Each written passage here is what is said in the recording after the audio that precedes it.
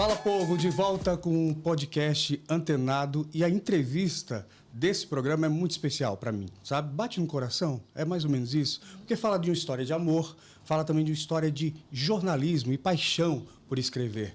Eu tenho aqui uma família convidada, uma família de jornalistas, pessoas muito inteligentes, as quais eu admiro bastante. Estou falando de Vicente Cerejo, a mulher dele, Rejane, e Silvinha Cerejo. Gente, a família toda de jornalista, é isso mesmo? Ainda bem que você não chamou de esposa, né? Mas está mais longe, né? Porque, na verdade, desde meu bisavô, que já escrevia em jornal, e meu tio, e mais para trás. Então, na verdade, a mania começou mais para trás. O avô de Rejane, Dr. Omar Lopes Cardoso, ele teve... Meu pai, né? O pai de Rejane teve um jornal chamado A Tarde. Que, aliás, teve um episódio interessante. Ele coloca o jornal numa posição crítica do governador Juvenal Lamartine, que era um governador de governo forte. Né? Ele cai com a Revolução de 30, mas até 30 foi um governador muito forte. E o jornal termina empastelado pela polícia do governo Juvenal Lamartine. E antes disso, a gente tem um avô de coração e Silvio, um bisavô de coração, que é Eloy de Souza. Sim. Porque quando a avó de Rejane casa pela segunda vez, em 30 ou quase isso, Rejane só vai nascer em 49. O que acontece? Ela vai encontrar um avô que era Eloy. Era aquele velhinho em casa.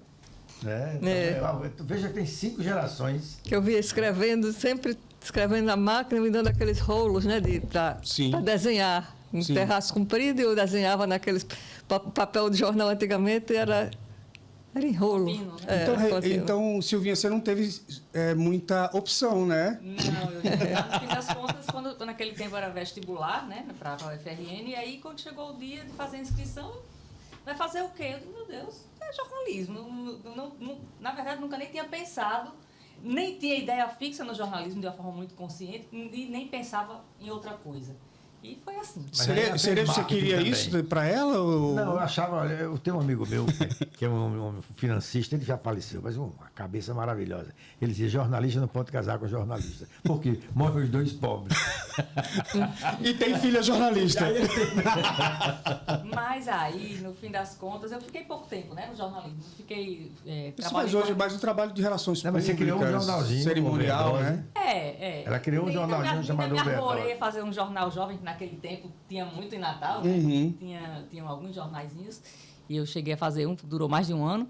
E o título espantava um pouco. Que era Overdose. E aí depois trabalhei um tempo na RN Econômico, que era uma revista, né, de economia. Sim. Depois fui para a Tribuna, mas aí logo depois disso abri a minha empresa, a Verbo Eventos, que trabalha com assessoria de comunicação que ela fez também marketing na UNP.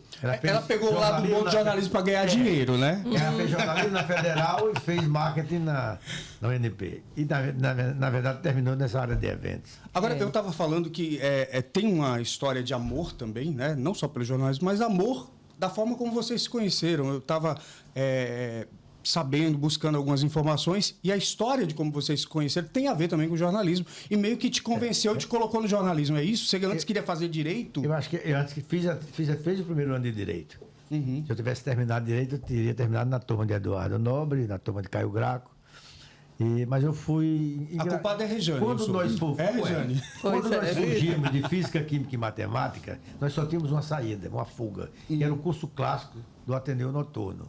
Não tinha clássico de manhã nem de tarde, só tinha à noite. Então, quem tinha medo de Física, Química e Matemática, porque naquele tempo ainda havia a divisão de 3 vestibulares, né? Sim. Área humanística, área biométrica e tecnológica. E eu ainda cheguei a fazer o primeiro ano de Direito, mas aí não deu.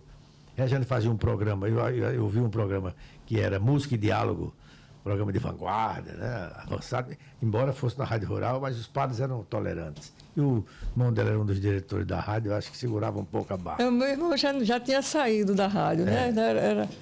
Mas ele foi para Brasília, né? Dailô Varela e Marcos Silva, que depois vai ser professor, doutor, historiador pela USP, né? Inclusive, é o autor do maior estudo sobre o amigo da onça. É o autor do maior estudo do amigo da onça. Um amigo da onça? A figura do amigo da onça, e inclusive é a tese de doutorado dele, publicada nacionalmente. E um dia eu ouvi no programa de Rejane, que aí ela já estava sozinha no programa, começou uma entrevista de pedagogia, de pedagoga, não sei de quê, uma conversa sem fim. Duas professoras que resolveram foram professoras da escola doméstica, resolveram dar um jardim da infância delas mesmo, próximo ali da rádio. Eu achei que aquilo não tinha nada a ver com então, um o programa de todo foi vanguarda. sobre esse jardim da infância. Queria que aguentasse, né? Um programa de vanguarda. Fiz uma carta e deixei na portaria.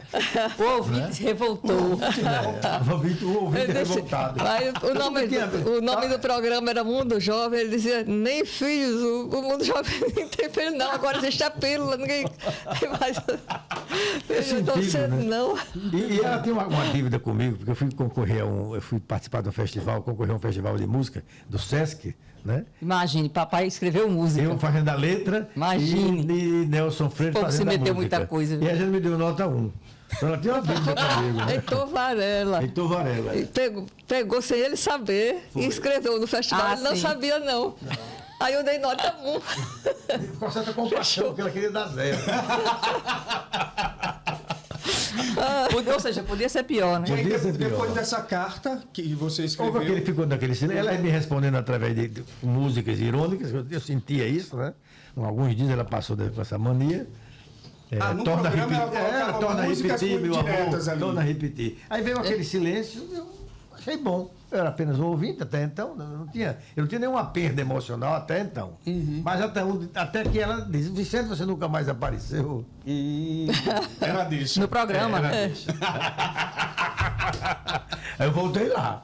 né? Aí E assim- voltou tanto que convidaram ele para ser da rádio e fazer o programa comigo. Já que você anda por aqui, né? E aí você acabou convencendo ele a entrar para o jornalismo, foi isso também? Não, eu frequentei à noite e Houve um concurso, encontrar né, com a Regiane na diário. Fundação Zé Na Augusto, que o tribo. curso de jornalismo era lá.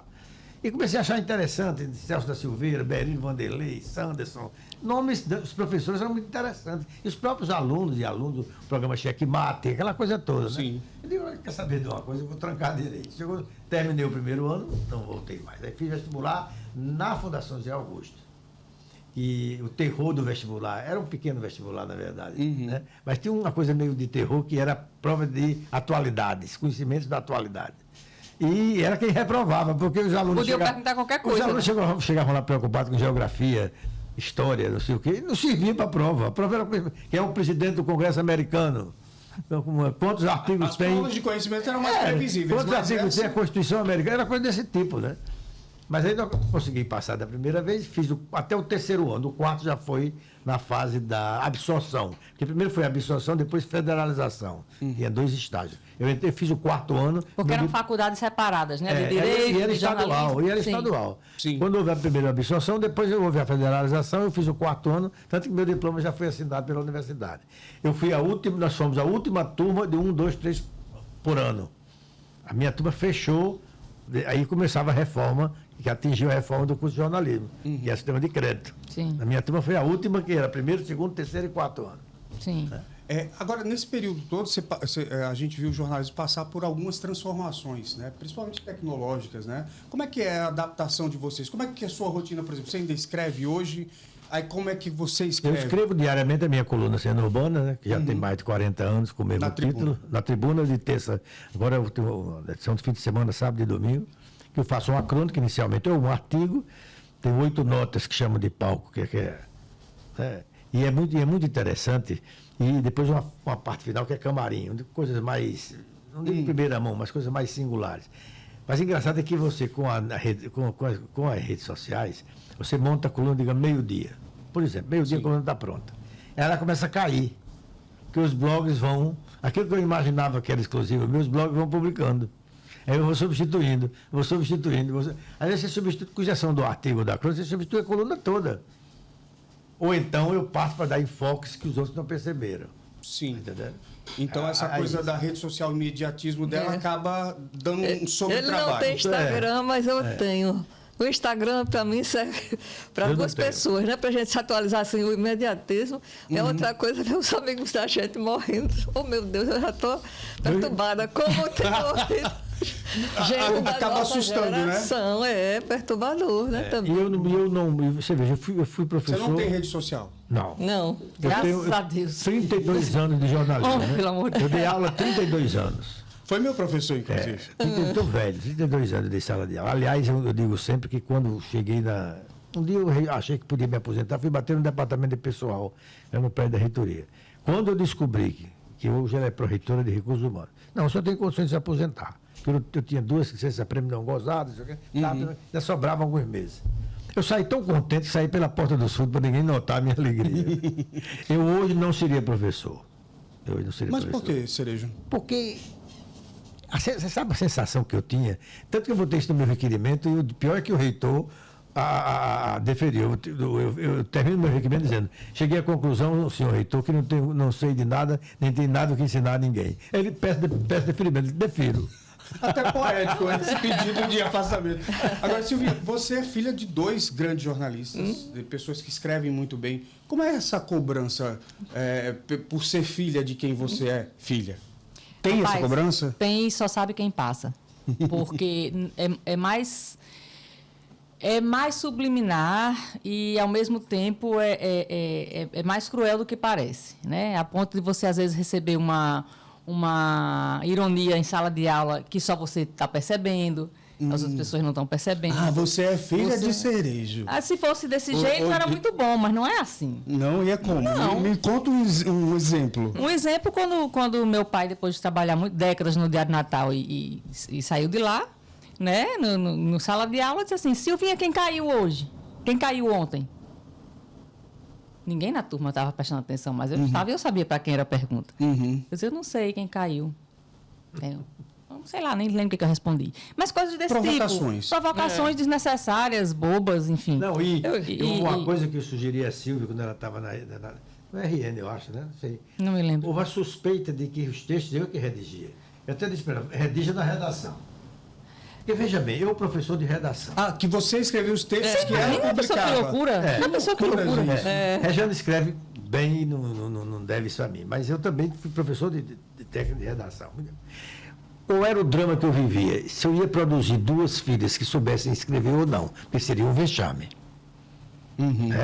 Tá vendo a pressão como é? Veja bem, você pode escrever certo, você pode escrever bem, e você pode escrever certo e bem e com talento. Você tem mais ou menos aí 3 níveis para você dominar o jogo com as palavras, a demanda, né, o manejo, né? Eu não queria que eles escrevessem necessariamente com talento, não é uma coisa fácil, né? Mas, você imagina, uma vez, eu tinha minhas dúvidas, porque ela é muito fechada. Quando um dia ela publica um artigo na Tribuna, foi aí que eu vi que ela formulava bem. E foi um alívio, não porque para me mostrar para ninguém, não. É porque é chato para o professor de redação produzir 2 truculências, né? Mas, Eugênio, olha, papai, no primeiro dia da sala de aula, ele disse assim: olha, eu quero dizer a vocês aqui o seguinte, que eu não reprovo ninguém. Já estamos aqui no 6º período. Quem não aprendeu a escrever até aqui, não aprende mais, não escreve. Então, se você recebeu uma nota 7, fique tranquilo, pegue sua provinha, vá para casa, não faça confusão, fique, você vai no 7 até o final, você não vai ser reprovado. Agora, vou lhe dizer, escolha outra coisa, não vá para jornal não, porque aqui já era para você estar reprovar é o mercado. Quem já era para estar escrevendo, você sabe disso. Sim, claro. Então, assim, é nesse nível, tá entendendo? Ou seja, nota 7 e 0 e nada era a mesma coisa ali. Então assim, era nesse nível de terrorismo. Regiane, o que é que você aprendeu com esses 2 aqui? O que é que cada um deles lhe ensinou? Silvinha, sua filha, Cerejo, seu marido. Sua pergunta tem um defeito de origem. Porque ela primeiro vai dizer que Silvia não tem defeito. E eu cheio de defeito, tá entendendo? Mas vamos ver. Vai que a gente está enganado, Cerejo. Uma vez eu fiz uma pergunta para Caetano Veloso, sabe? Eu disse Só Caetano Veloso? Só Caetano, né? E até depois contei a ele, outra oportunidade. Eu perguntei: você vive dando entrevista, qual foi a pergunta que nunca foi feita? Tipo Milton Nascimento, que tem a música, né, que fala qual a palavra que nunca foi dita. Perfeito. Mas qual a pergunta que nunca foi feita? Ele disse: essa. Pois você me fez a pergunta agora que nunca foi feita, então... Que honra, então. Mas assim, os filhos vêm de alguma forma, né, para nos ensinar coisas. A gente aprende, e claro, a convivência a gente com uma pessoa ele. como Cerejo também, imagina que... O negócio do computador eu ligo para a Silvia. Para o dele não, que a dele é abusada. A Silvia é mais paciente. Vai lá e desengrena. Eu gostaria que eles lessem, mas eu fico atrás, assim, sabe? Ninguém tem tempo, né, assim, Quando eu fiz agora um livro, né, de quase 400 páginas, né, A Arte Modernista de Erasmo Xavier. E eu ficava assim penando. Você não quer dizer, mas você foi finalista do Jabuti. Já finalista, foi. E abriu muitas portas para mim. Eu estou muito assim, feliz da vida. Olha, minha vida aconteceu o seguinte. Eu estudei na escola doméstica, né? Fundada por Henrique Casticiano, que era irmão do meu avô torto, Eloy de Souza. Então, eu lá muito tímida, muito calada. Sem poder se reprovar. Sem poder ser reprovada. Também tinha uma pressão ali, né? Porque eu tinha uma bolsa de estudo. Se eu fosse reprovada, eu perdia a bolsa. Aí a mamãe dizia, eu não vou mais mandar você estudar, que eu tinha ódio de física e química.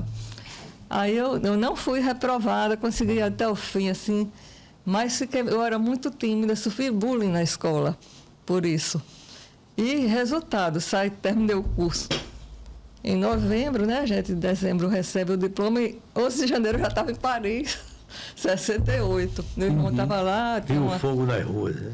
Aí assistindo da janela o movimento de maio de 68. E de lá para cá foi um divisor de águas. Quando eu fiquei de janeiro a junho, em junho já entrei fiz um teste na tribuna, nem fazia ainda a faculdade nem nada, mas fui selecionada para estagiar na tribuna, passei 6 meses na tribuna. E uma das primeiras reportagens foi a sugestão de Dailu Varela, que disse para Cassiano Arruda, era editor, que eu tinha estado nesse movimento todo. Aí ele disse, escreva. Aí escrevi, foi logo a primeira página. Aí, aquele destaque, né? Ela viu a juventude chorando lacrimogêneo no Boulevard de Paris, um título quilométrico logo. E por sinal, esse estágio era assim, a gente não recebia nada, gratificação nenhuma. Era só pelo talento. Era só para aprender. A esperança de ficar depois... Hoje, que aliás, acho que nem existe mais, né? Naquela época era perto, depois que os sindicatos acabou, mas as empresas tinham o direito de testar durante 6 meses. Aí uma vez, e a opção de pagar ou não. Todo mundo reclamando, né, os estagiários, que não tinham dinheiro nem para pagar o transporte. Assim, aí botaram a Luísa para falar com a turma, aí a Luísa disse... veja essa mocinha. Ela já está na primeira página do jornal. Quer pagamento? A vaidade remunera. Aí eu saio, né? Encerrou o estágio. Fui convidada para ir para a emissora rural, que tinha sido dirigida pelo meu irmão que estava em Brasília. E era o Padre Otto, irmão do Eugênio, né?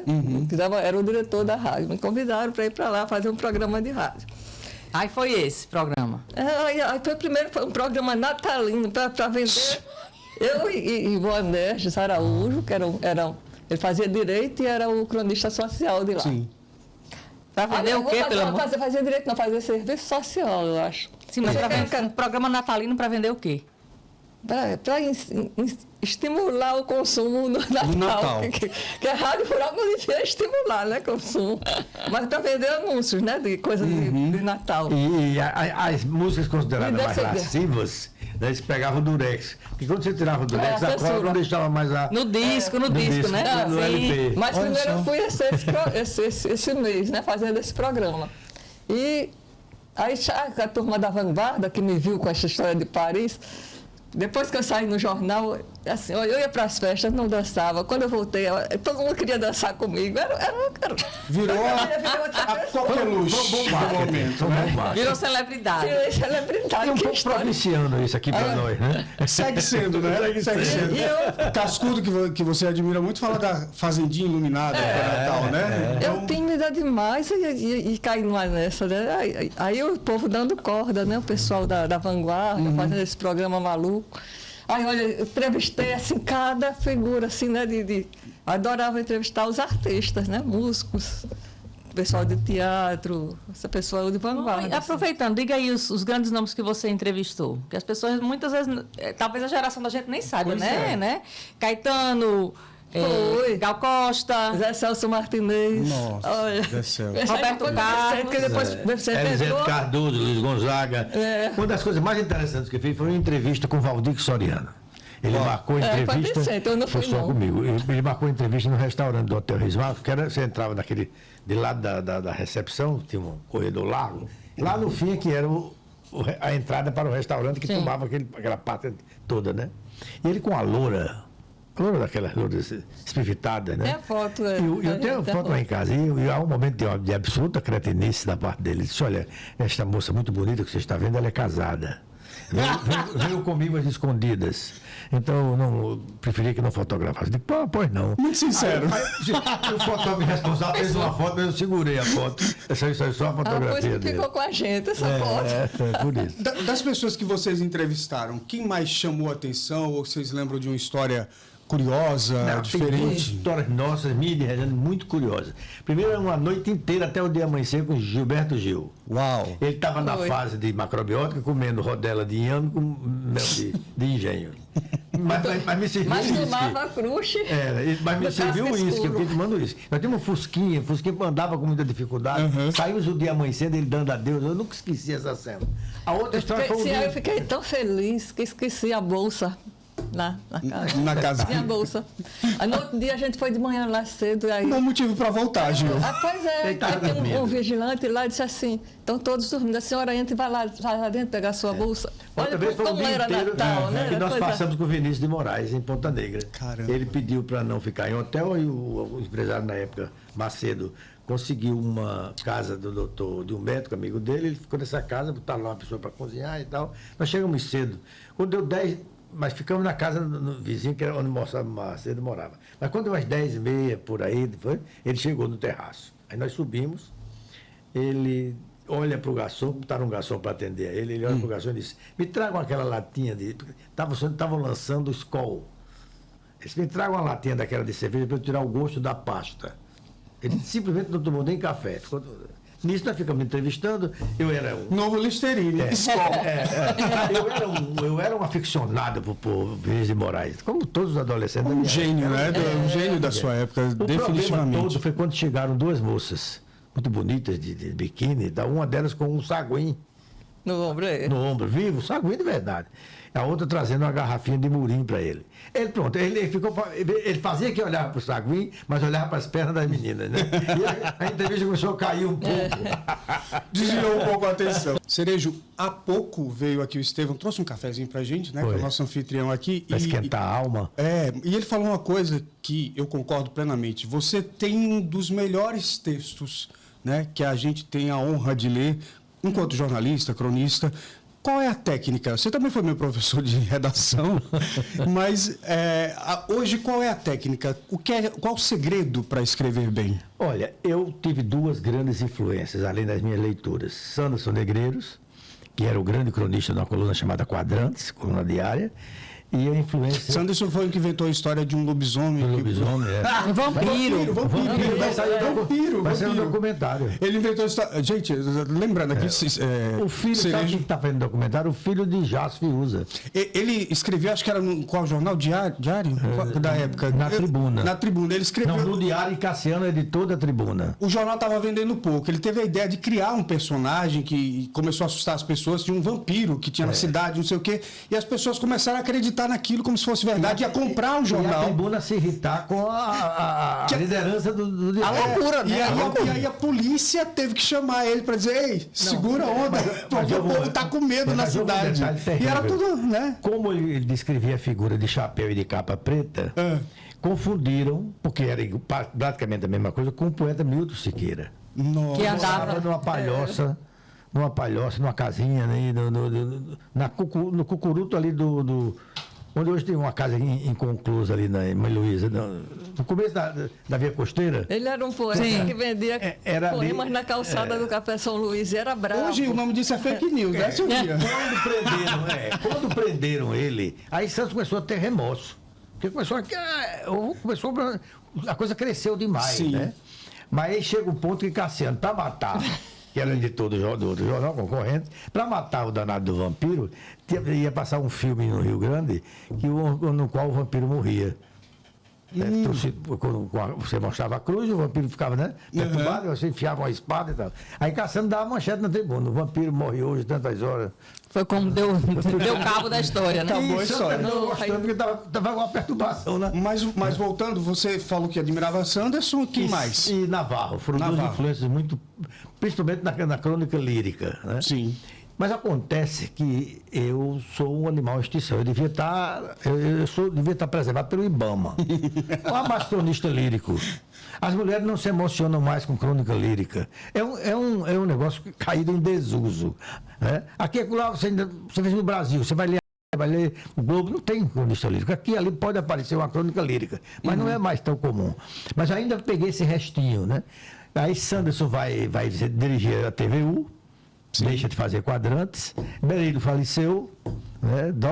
De Naval também faleceu.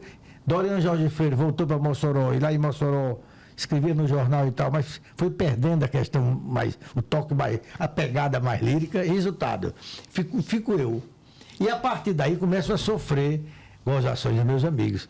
Como, por exemplo, o poeta Jaber Martins, um grande poeta, que dizia: Cereja é o último bilaquiano do mundo. Quando ele morrer, não existirá mais ninguém que tenha lido Olavo Bilac. E eu fui enfrentando esses problemas, mas sempre enfrentei com bom humor, né? Hoje, meu lirismo é mais a coisa da infância, a casa, algumas coisas que ficaram, né? Vou sempre mexer no rescaldo, né? Mas o lirismo já não tem leitores, não. E engraçado, eu nunca tive leitores jovens. Quase nenhum. Até hoje é assim. Quando alguém diz: você faz aquela... eu tenho minha idade, eu é mais velho que eu. Já hoje eu encontrei um no Banco do Brasil. Mais velho do que eu. Cerejo, Agora, escrever é um negócio difícil. Sim. Por que ele é difícil e é fácil? Porque o pior de escrever, eu dizia isso para os meus alunos, é que quando a gente vai escrever, muda de personalidade. Mas você aprende a escrever? Não. Ou é algo que você já nasce com esse talento? Eu dizia sempre isso: ninguém ensina ninguém a escrever, você ensina técnica, a partir da objetividade e tal, aquela coisa que você sabe. Mas ensinar mesmo a escrever, não. Você tem que ter um toque no olho, né? O olho, você vai buscar a crônica no olho. Eu conheço, por exemplo, tem uma crônica de Luiz Fernando Veríssimo, sim, que é uma aula de crônica. Ele reclamando da campanha política da época, tão ruim quanto essa foi agora, teve cadeirada, soco e pontapé. Ele começa a dizer: não vou votar, a política é isso, é isso, é isso. Aí ele vai criticando e construindo. Você tem a sensação, que é uma coisa muito difícil, mas quando dá certo, o desfecho inesperado. Né? A crônica tem sempre, quando tem um desfecho inesperado... O tal do plot twist, como ele fala, aquela virada, né? E então ele escreve, faz ponto, e abre um parágrafo de 1 linha e meia. E também não vota em Ciro Gomes.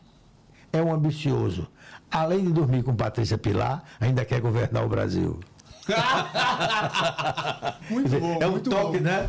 Muito bom. Mas o Luiz Fernando é um toque, é um lirismo muito limpo, sabe? Acho que ele passa bombril no texto todo. Você sente o toque lírico, mas você não vê uma palavra pesada, você não vê uma palavra parnasiana. Né? Por exemplo, ele faz uma crônica uma vez sobre, comparando o cronista a esse cara que trabalha com a prostituição, né? Sim, cafetão. O cafetão. Então ele diz que o cronista é um cafetão, né? E que tem que bater nas mulheres, no caso das palavras, para elas saberem quem é que manda. E ele começa a explicar a um grupo de alunos que foi entrevistado, ele sentiu que as perguntas tinham sido feitas pelo professor para deixar ele batucado. Então ele começa a dizer que não tem compromisso nenhum em botar a palavra bonita ou complicado, isso e aquilo. Não, eu não tenho nenhum compromisso. Eu escrevo como eu quero. Então, a naturalidade é muito difícil. Se você não se corrigir, quando você senta diante do computador, você se transforma um pouco. Você põe a gravata no texto. Você começa, né? Você não escreve como fala. Todas as pessoas que formulam como falam, se são boas formuladoras falando, escrevem bem. Agora, escrever é um conjunto. Você tem que escrever certo, tem que escrever bem, e tem que ter um pouco de talento, né? O toque, né? Senão ninguém chega no final do texto. Eu tenho uma pergunta. Não é que tem esses personagens assim, de certas... Regiane acha o lirismo cafona. Ela disse que não, mas acha. Não, porque também apareceram outros personagens mais leves, como a dona dos joelhos mais bonitos, tal. No Dona do gente, joelho bonito, incrível. Né? Havia uma coluna. E deu problema esse negócio. Estética de joelho. Deixa eu explicar. Deu problema. Uma coluna chamada, como era? Era... Bastidores? Bastidores. Era uma coluna fininha, de cima a baixo, na terceira página. na ponta na extremidade da página. Cada um escrevia uma notinha. Todos participavam, mas tinha sempre um para dar unidade. Sim. O cara que fazia isso pra gente, a coluna foi criada por mim, na verdade. Apócrifa, né? Não era assinada. E o cara que afinava para as notas não ficarem muito diferentes uma das outras, era Luciano Herbert. Sim. E era tão perfeito que ninguém nunca percebeu isso. Depois que ele morreu, foi que eu disse que ele era o cara que afinava a lâmina, né? E de repente eu resolvi criar uns joelhos encantadores. E o negócio. Muito bom isso. Aí, na verdade, só 2 tocavam, Emanuel Barreto e eu. Barreto ainda estava no primeiro casamento e a mulher era muito ciumenta. Dizia, é o seguinte, eu participo. Agora você não pode dizer que eu estou escrevendo seu joelho. No fim, meu amigo, o negócio chegou a um ponto que a Luísio Alves, Tarcísio Maia, as pessoas ligavam, Cereja, de quem são os joelhos? Eu digo, minha amiga, eu não sei. Não era de ninguém, afinal. Quando é um dia que eu não vou dizer o nome, não adianta, eu não vou dizer, uma colega de redação me procurou. Cereja, estou com um problema e queria conversar com você. Fui para a cantina, né? Pedimos um café, ela disse, é o seguinte, fulano de tal, que era o namorado dela, está convencido que esses joelhos são os meus.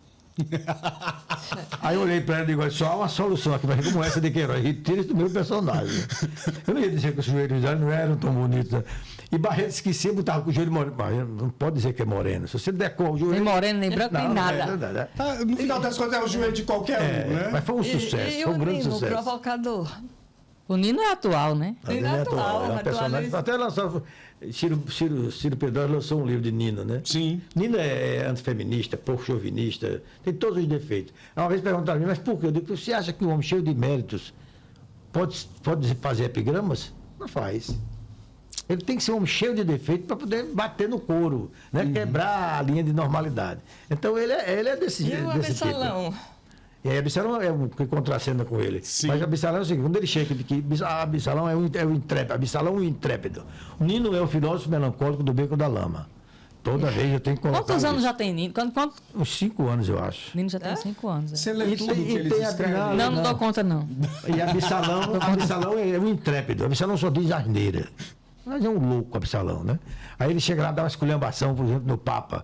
Aí, nesses casos, Nino apenas diz Absalão, Absalão. É, porque agora Nino como é que chama? Se relaciona com Absalão. Aí você sabe que eu fiz foi uma boa venda, 155 exemplares. Com o livro sobre Nino. Sem escritores presentes, sem autoridade. Foi que eu descobri que as pessoas são sonsas, né? Ou continuam sonsas. Porque Nino é o que há de pior em matéria de... Aí foi né? Politicamente incorreto, todo mundo. Né? Tudo que não pode e da gente atrás. Planos para o futuro de cada um de vocês. O meu é viver. Você está aposentado, né? Já me aposentei. Já aposentou. Eu estou na relação dos inservíveis. Vixe, Maria. Caído em desuso. Imagina. Mas tem algum projeto, alguma coisa de livro? Não invente, não. Não tem. Eu vou lhe dizer o seguinte. A gente tudo trancado em casa na pandemia, eu disse, olha, assim... Eu lembro de uma live que você fez. Fiz várias, foram 12 com esse rapaz, 3 com essa. Mas assim, Eugênio, uma coisa que eu vou dizer sem nenhuma falsa modéstia. Só sabe o que é conviver com pessoas muito produtivas e com muito a transmitir quem convive de fato. Né? Porque quem está na rua vê uma ponta do iceberg. E eu sempre tive uma coisa, eu disse, meu Deus, como é que eu vou fazer para guardar um pouco mais... Tanto do cerejo, né? Que as pessoas conhecem e o do que não conseguem ainda conhecer. Verdade. E de Rejane que as pessoas conhecem e do que não conseguem conhecer. E aí, durante a pandemia, a gente gestou 2 projetos. Um foi a antologia virtual do RN, onde com a ajuda dela e com ele, nós produzimos mais de 70 vídeos. São vídeos resenhas sobre... 70 mais vídeos? de 70 vídeos. Com duração de quanto tempo, mais ou menos? 3 minutos. Mais que vídeos. Podemos citar vários autores. Nós tínhamos entrevistas de 1 hora também. Sim.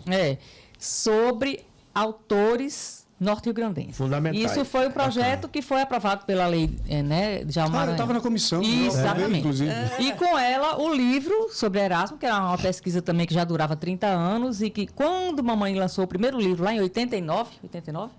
Foi. O primeiro livro, que na época, logo um pouco tempo esgotou, quando ela lançou o primeiro livro... A primeira edição. Foi chegando foi chegando longe, e as coisas começaram a aparecer. Internet, começaram a aparecer mais coisas, e uma pesquisa que se tornou muito, muito importante, muito grandiosa. E eu consegui, durante a pandemia, aprovar esses 2 projetos e conseguimos produzir esses 2 grandes projetos. Então, eu me sinto... Como é que eu digo assim? Não me sinto mais em dívida, no sentido de que assim, eu tenho que eternizar isso de alguma forma. Isso eu já tentei outra coisa, mas... Aí ele já quer pular e coisa assim. Peremptório. Autoritário. Não. Porque foram 2 projetos titânicos. Eles mesmos se sentiram cansados. As mulheres são autoritárias. O esforço delas para chegar à democracia é enorme. E você é minoria.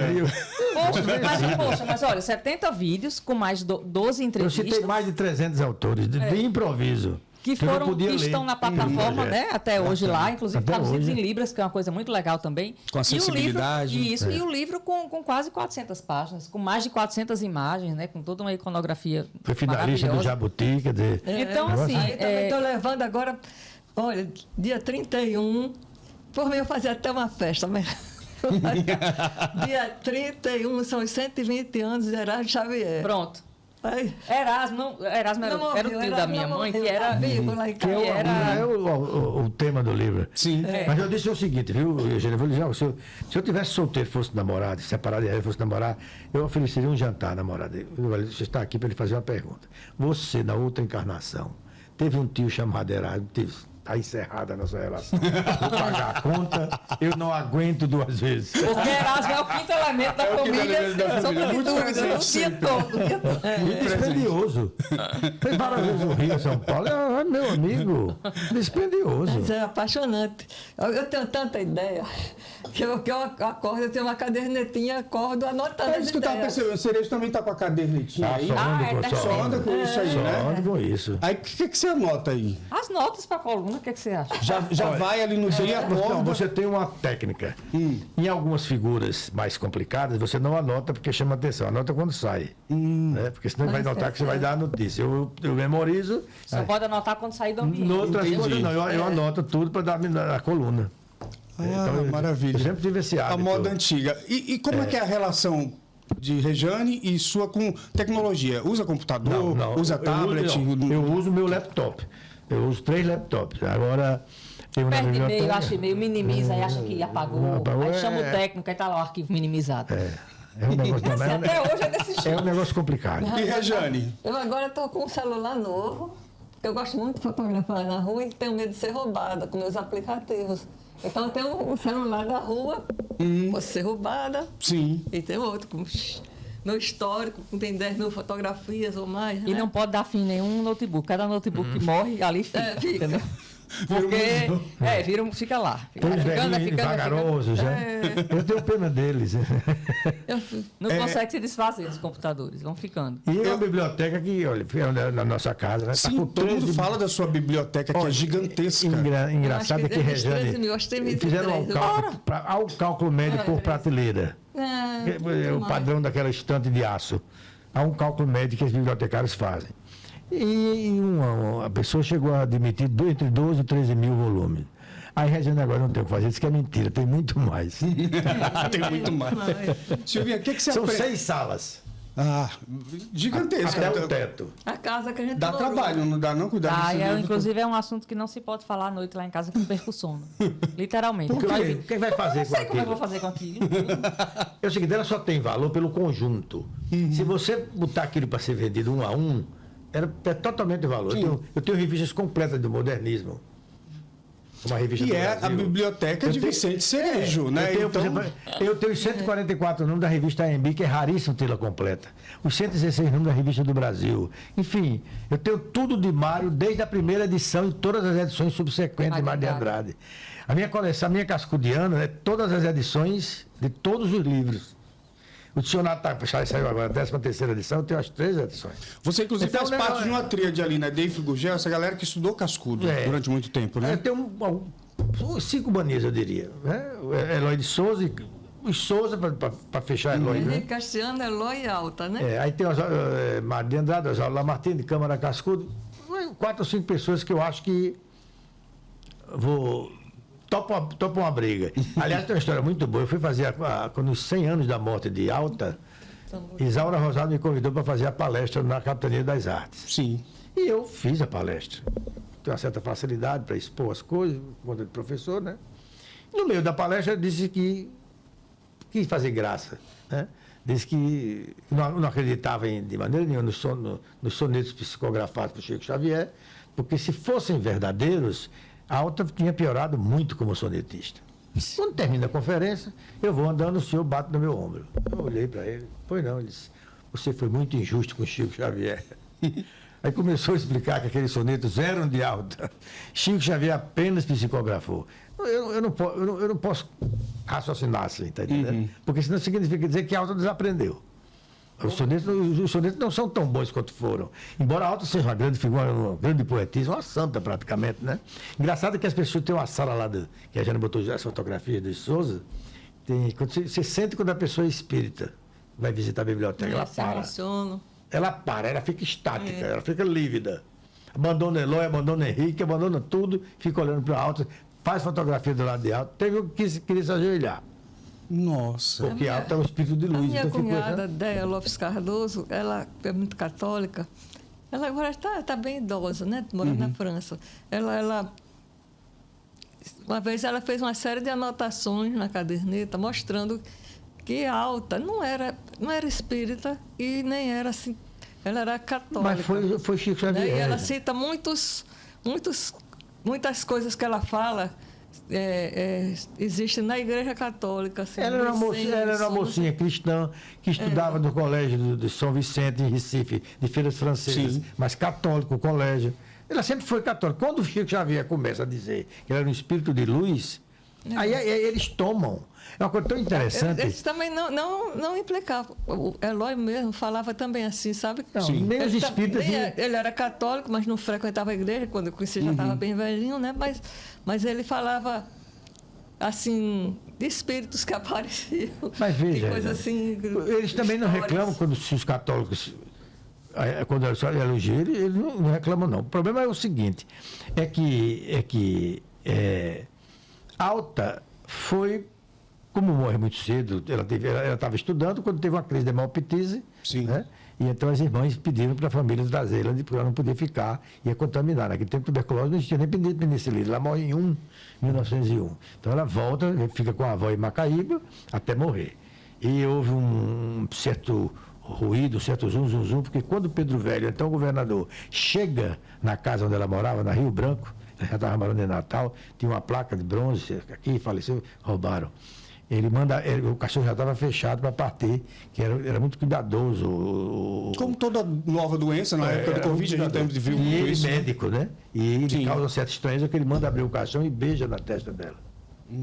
Que aquele ficou, o povo, mas como pode e tal. Tal admiração, porque é ele que publica a primeira edição de Horto. É ele que publica. A segunda sai na França. Silvinha, a mesma pergunta que eu fiz para a Regiane, para você também. O que você aprendeu com eles dois? Seres humanos aí. A administrar a contradição. Porque eles são completamente diferentes e... Nós somos um milagre. 50 anos de casado. Não, mas eu acho que... Santos dizia, pior do casamento é quando dá certo. Por que Santos? Porque é o seguinte, o outro grande amor não pode, deu certo. Não, mas nós tínhamos um grupo de amigos que se reunia sempre, né? Houve uma crise entre um casal, né? Aí ela chegou e disse, o único casal que não arengava eram nós dois. Aí a gente falou isso. Por isso a gente tem que arengar também. Sabe?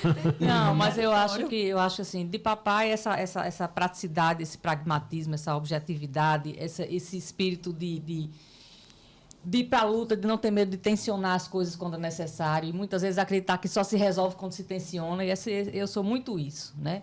E esse comodismo, essa vontade Torne de entrar... a crise a mais aguda possível, que ela por si só gera uma solução. E essa vontade de entrar em casa na sexta-feira e só sair da segunda É o conflito produtivo, né?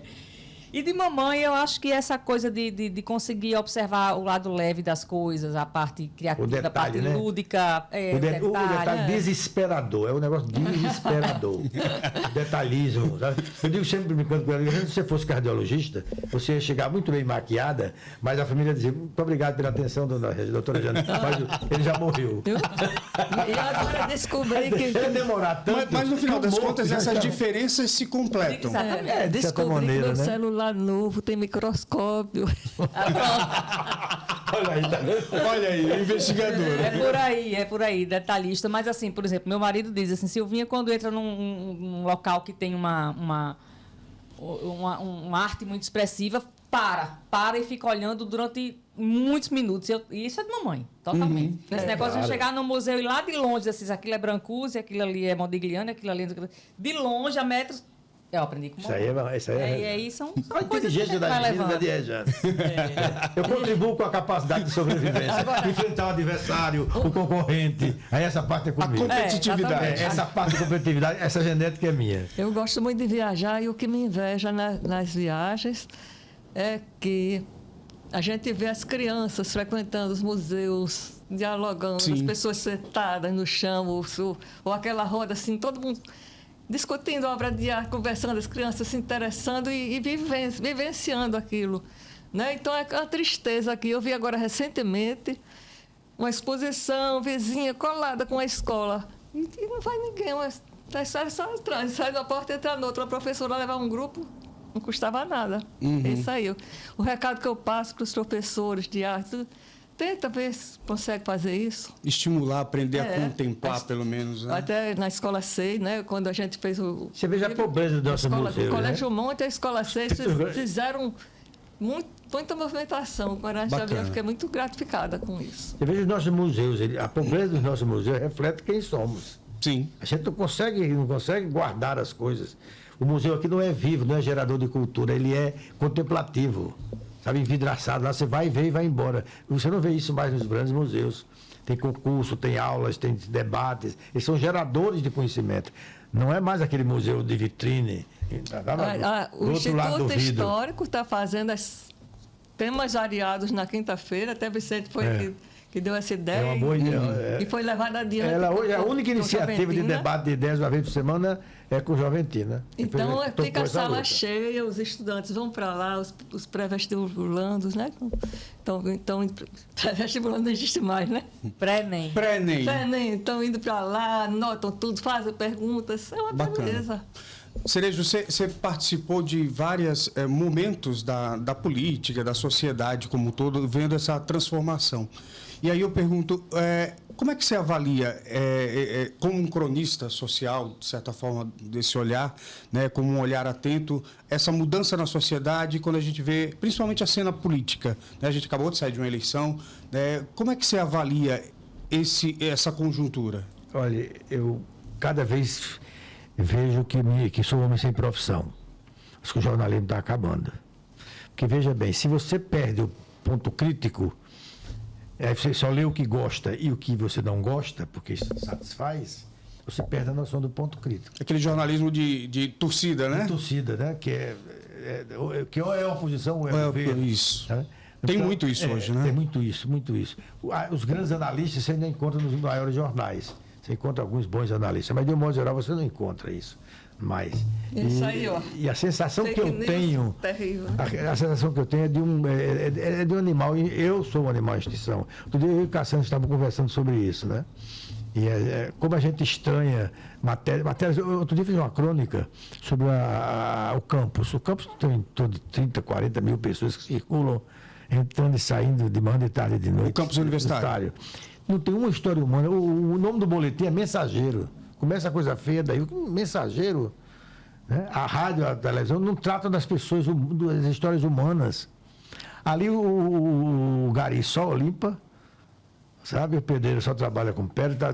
Ninguém tem uma história humana para contar. Ninguém descobre naquele jornalismo do campo se tem um grande artista, se tem um grande músico, se tem alguém vivendo um grande martírio. O humano foi sacado do jornalismo. Você não tem mais a reportagem. E ele deveria existir exatamente para tratar do ser humano, né? Que é a comunicação. O momento mais belo do jornalismo é saber contar bem uma história. Onde é que estão os grandes cantadores de história? Nas biografias. Fernando Moraes, com Lira Neto, com esse povo aí que está aí. Porque ninguém conta mais uma história. Ninguém tem mais uma história para contar. E isso é muito ruim, né? Por exemplo, eu fico impressionado. Hoje, Antônio Melo, que foi jornalista do primeiro time em São Paulo, jornalista do primeiro time em Brasília, sempre foi no primeiro time Rio, São Paulo e Brasília, hoje cultiva e vende flores. Nunca foi notícia. Como é que não entra na cabeça de um chefe de reportagem um toque de humanidade desse? De alguém que se especializa em cultivar flores exóticas, inclusive fazer disso o seu negócio. Era para ser, né? E o sapateiro que está em extinção, e o alfaiate, ainda existe alfaiate, nada disso mais. A edição de domingo, as edições de domingo, é política, negócio, política, negócio, política. Se a Bandeira morreu o último encadernador, não temos mais encadernador. E tudo isso o jornalismo está perdendo, ele está perdendo a capacidade de se emocionar. Coisa que com o Santos Negreiros era impossível, porque ele era o senhor chefe de reportagem. Uma vez eu fui em Patos, na Paraíba, entrevistar um pipoqueiro que era clarinetista e tinha descoberto uma data de terra que era dono da metade de Patos. E eu fui lá e entrei, porque era esse homem que tocava clarinete. E de noite, quando o Banco do Brasil fechava, ele chegava para vender pipoca e tocava clarinete para atrair pessoas para o carrinho de pipoca dele. E isso não tem mais. Quer dizer, isso é um empobrecimento muito grave. Sabe? Você concorda? Você que é da nova geração? Não, Silvinha é da nova geração, isso não tem futuro. Mas chega a ser cansativo, né? Você muda, vai para uma rádio, é para um lado. Muda para outra rádio, é para o outro. Dizendo a mesma coisa, só que... Quando tem algum evento de negócio na cidade, algum evento, enfim, de empreendedorismo, são as mesmas pessoas, são os mesmos patrocinadores, é aquela mesma coisa do patrocinador que patrocina e depois não sabe o que é que faça com horror de cortesia, porque tem que distribuir as cortesias porque recebeu de contrapartida do patrocinado. Sim. Então, assim, aquela mesma coisa... Os cargos comissionados são eternos, né? Também. E pronto, né? Realmente acho que a gente está vivendo uma... Ela está precisando de uma sacudida, sabe? Vamos esperar essa revitalização da Ribeira, né? Tão esperada, que tá uma cidade fantasma, não é tristeza a gente ver tudo isso, né? A cidade alta está tentando... Eu vi a Ribeira nos últimos instantes. Em 99. A Ribeira, quando você fala dos últimos instantes... Viva, como um bairro vivo ainda. Sim. Eu trabalhava na distribuidora Potiguar de Periódico, lá tinha uma lojinha que eu tomava conta dessa lojinha. Ainda tinha pessoas que compravam revistas todas, e empresários, escritório lá, casa de ferragem, não tem mais nada, né? Era um imenso deserto. É um território de almas. Eugênio, logo quando eu terminei jornalismo e publicidade no mesmo ano, né? Certo. E aí, imediatamente comecei a trabalhar na Tribuna do Norte e na armação propaganda com o Gêner. Tudo na Ribeira. Tudo na Ribeira. Aí o povo dizia, mas Silvinha, você fez jornalismo? Eu digo para vocês verem como são as coisas. Estudei e fui trabalhar na Ribeira. E as pessoas diziam, você é muito gaiata. Eu digo, mas é isso, né? Era o que tinha. Mas ainda vivenciei também a Ribeira bem, assim, algum tempo. Tem esperança que Natal se recupere, porque o turismo é o forte daqui. Sim. Né? Temos Pipa, mas Natal é a cidade mais bonita. Aquela parte da Fortaleza dos Reis Magos, as outras cidades não tem, né? Fortaleza mas você lembra o seguinte, turismo não dá para fazer eternamente praia, sol e mar, não. Natal precisa de outras opções. Sim. E ela não se preparou para isso. Né? Por exemplo, o Instituto de Biologia Marinha podia ter sido o senhor... Quando você visitar, conhecer a fauna marinha, você não tem. Nem programação noturna, né? Porque as pessoas vão à praia, né? A programação noturna que existe é Pipa. Não tem. Programação noturna que existe é Pipa. Tem que ir para lá. Tem que ir para lá. São 100 quilômetros, 80 quilômetros, sei lá. Quer dizer, você né? E nunca se fez uma estrada, nunca se duplicou a estrada de Pipa. Sabe? É um negócio serpenteando. Do Seridó, por exemplo, né? Quanta coisa tem de se ver. Interiorizar, né? Tudo. Quanta coisa. Nós não temos gestão. Nós vamos de gestão. Não é do público nem do privado. Se a gestão não for boa no público ou no privado, tanto vai. Veja aí, a privatização da Companhia Elétrica de São Paulo. Sim. O problema que deu. Né? Vários e vários dias de apagão. Problema de gestão, não é porque privatizou. O aeroporto de Natal já está na segunda empresa que a primeira não conseguiu segurar a barra. Então não é o fato apenas de ser privado, tem que ter grande gestor, senão não toca. Né? Foi privado e não deu certo. Você chegava lá, não tinha um restaurante. Tá entendendo? São essas coisas que a gente ainda vai pagando esse preço, vai pagando esse histórico, preço. né? Perdendo aviões, né? Perdendo voos. Só tem a TAP. Na verdade, batata só tem a TAP. Perdendo investimento. Vamos falar de legado aqui, para já encaminhar para os finalmente aqui do nosso bate-papo. Qual o legado que você acha que você vai deixar, Silvinha, para as pessoas do seu trabalho, de quem você é enquanto comunicadora, jornalista, assessora de imprensa? Eu acho que o meu legado, quando você... Comecei a trabalhar com eventos, né? Já vão 25 anos. Você é a pessoa que mais evento faz nessa cidade. Nada, já fui. Mas, assim, eu acho que o que eu consegui imprimir nesses 25 anos, pelo que as pessoas me dizem ao meu redor, é sempre uma coisa de buscar a qualidade, de buscar mostrar para as pessoas que é um trabalho digno, que é um trabalho mais sério do que muitas pessoas conseguem enxergar. E eu estou sempre nessa busca de dar visibilidade. De que é um trabalho profissional planejado. De que existe um trabalho né? de que existe legislação, de que a gente não é desconectado da realidade, de que a gente tem que estar contribuindo adotando agora, por exemplo, nesse momento. Tenho tido muitas preocupações com a questão ESG nos eventos, com os eventos regenerativos, com os eventos inclusivos. Né? O ESG é aquela questão ambiental, não é isso? Exatamente. São princípios, conceito, né? Que você une a parte da governança, do social e do ambiental juntos. E você conseguir transpor essas ideias para os eventos, né? Então, assim, estou sempre nessa busca de mostrar o quanto o evento é humano e o quanto ele tem que refletir o que a sociedade espera. Eu acho que isso é uma contribuição que as pessoas que passaram ou que se relacionaram com a Verbo Eventos vão se lembrar, né, daqui a algum tempo, dessa pegada de estar sempre vendo na frente. Acho que isso é uma coisa que a gente vai deixar, sim. Rejane, seu legado, qual vai ser? Erasmo Xavier. Na verdade, a gente disse... Porque eu fico, vovô,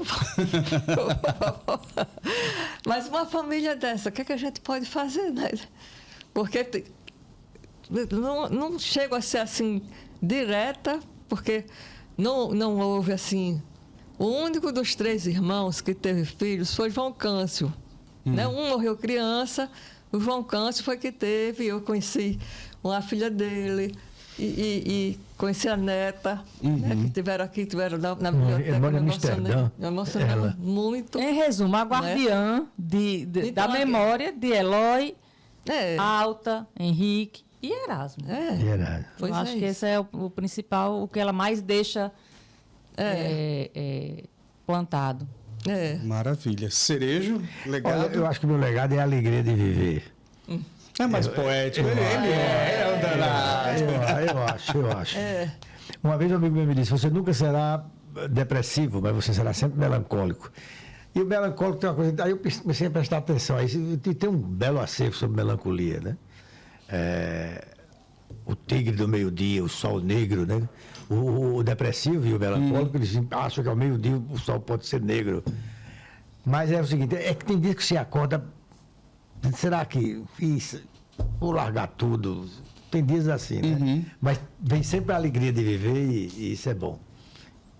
É quem faz você chutar o balde da melancolia. Por isso que eu botei Nino, o filósofo melancólico do Grande Trono, para resolver esse problema do bem que falamos de melancolia. Mas como é que você quer ser lembrado? Como um jornalista profissional. Eu só fui a vida inteira jornalista profissional. Olhe, vou lhe fazer uma afirmação um pouco comum. Eu nunca assinei um papel timbrado. Eu fui convidado 3 vezes para ser presidente da Fundação José Augusto. 3 vezes disse não. Eu fui convidado para ser secretário dos 400 anos. Disse não. Para ser presidente da Capitania das Artes. Como arte é um negócio que eu não entendo nada, foi uma luta convencer a Rejane a ficar, mas não assumi. Assessor de imprensa, eu fui uma vez assessor de imprensa para nunca mais. Como é que eu fiz para sobreviver? Eu fui fazer freelancer. As agências naquela época, e até hoje, elas não contratavam jornalistas de textos longos, porque não compensava. Aparecia uma vez ou outra. Era melhor contratar freelancer e pagar. Então eu fui um grande fazedor de texto. Né? Agora, com alguns pecados que eu levarei para a conta final, que é, por exemplo, dizer, Seramirim e o desenvolvimento, e o Curutu e o futuro do Brasil. Inventar. Aqueles suplementos. Fiz muito isso. E para não ser assessor de imprensa, eu não me dou bem com aquele verso de Manuel Bandeira, com as considerações de apreço ao senhor diretor. Eu não sei fazer isso. Então, fui ghostwriter, escrevi muito discurso, né? Mas sempre trabalhando no meu canto. Antigamente, quando não existia computador, eu via o motorista e eu entregava o texto. Depois ficou mais fácil, eu mandava via e-mail, né? Quando foi um belo dia, eu parei. Digo, não faço mais. Não faço mais. Mas para você ter uma ideia, eu fiz até declaração de amor. E um amigo meu que me procurou disse, Cereja, eu não sei fazer. Aí ele disse, mas rapaz, como é que eu posso fazer declaração? Esse tipo de encomenda ainda aparece, viu? O luxo. Faz a declaração de amor. Vicente Cereja que escreveu lá. Médico, né? Aí então eu fiz, tem o nome dele, né? Eu digo, você não tem medo? Ele disse, não, Cereja, você não tem a menor chance. Gente, queria agradecer imensamente por vocês terem aceito esse convite, essa conversa maravilhosa. Adorei conhecer mais da família, né? Então queria muito agradecer a vocês. Coisa boa. Espero que vocês tenham gostado. E eu espero que um dia recompense a nós de acreditarmos no jornalismo. Há tantas pessoas e há tanto tempo. Pois é. Eu acho que vocês inspiram muita gente. A mim, inclusive. Eu tenho uma memória afetiva muito bacana de Cerejo como professor de técnica de redação na UFRN. E muita gente. Você formou uma galera aí, né? Então não é à toa que quando a gente encontra mestre Cerejo, professor Cerejo, eu cuido com muito com a mesma respeito. dedicação dos afetos e dos desafetos. Os afetos eu cerco para que não fujam. E os desafetos eu ponho um muro para que eles não se aproximem. Maravilha, tá fechado o negócio. Obrigado, gente. Obrigado a vocês. Vocês seguem acompanhando o nosso blog. Lembrando que toda terça e quinta tem novo episódio aqui no nosso canal no YouTube. Tchau, gente.